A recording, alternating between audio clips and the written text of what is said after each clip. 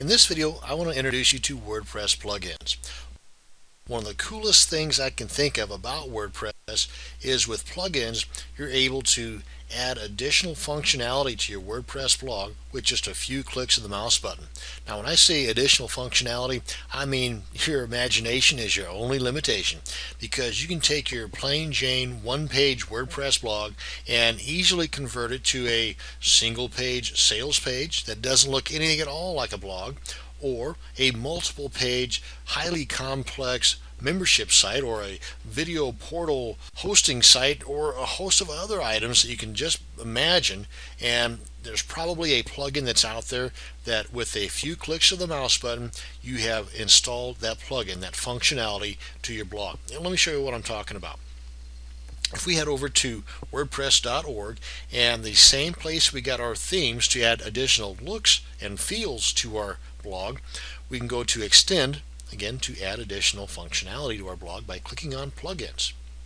Now, plugins are basically a bit of code that's wrapped up in a neat little package for us by those folks that know what they're doing, that create the PHP code for WordPress. And depending upon what the plugin's function is, will depend on how complex that code could be.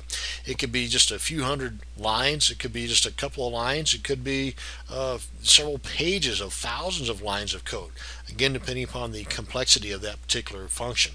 Now, most plugins you will be using is going to be easily found and will be free. There are some plugins out there that are what I would consider premium that are going to cost you. Some might cost just a few bucks, some might cost a few $100. Again, just depending upon the function that you're looking for. Now, most plugins you will need can be found from WordPress.org.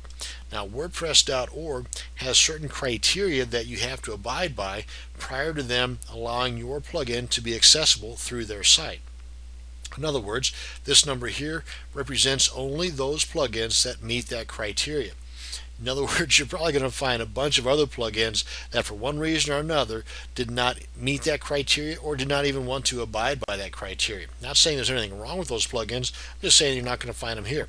You can find them by doing a search on your search engine of choice. For example, WordPress plugin colon, and then put your keyword, membership or video player or image, whatever.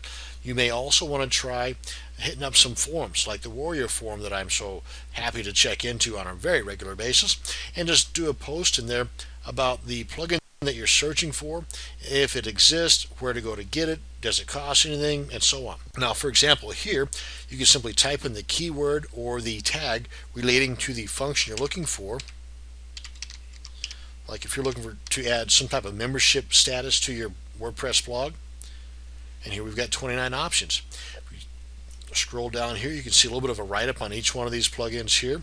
Got a ranking, the number of downloads, the last updated date, version number, and for more detailed information you can click on the title. That'll take you to the plugin directory page for that plugin. Additional information here. Some plugins will have more details up here like FAQs or change logs that give you a bit of a life history of the plugin. And over on the far right is where you can download the zip file to your computer, which can then be either unzipped and installed, or while it is still zipped, to be installed, again depending upon the method we use to install it, and I'll cover that in an upcoming video. And you can get some additional information here about this particular plugin and whether or not it will work with your version of WordPress. You've got several to choose from here in this drop down box.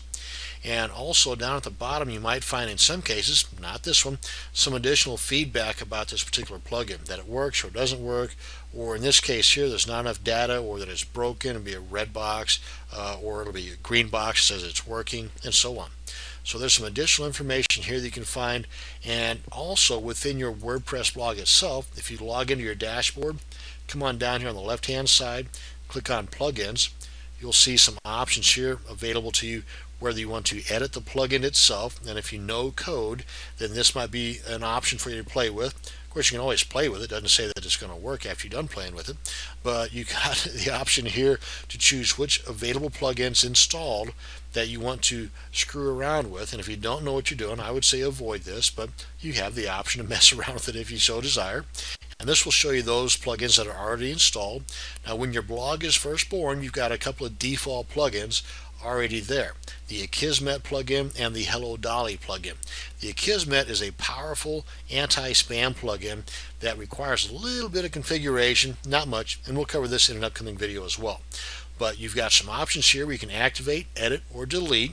You can also do some bulk actions where you can choose multiple plugins. Use this drop-down box here to choose which action you want, and you can then click on apply and do so with multiple plugins at one time.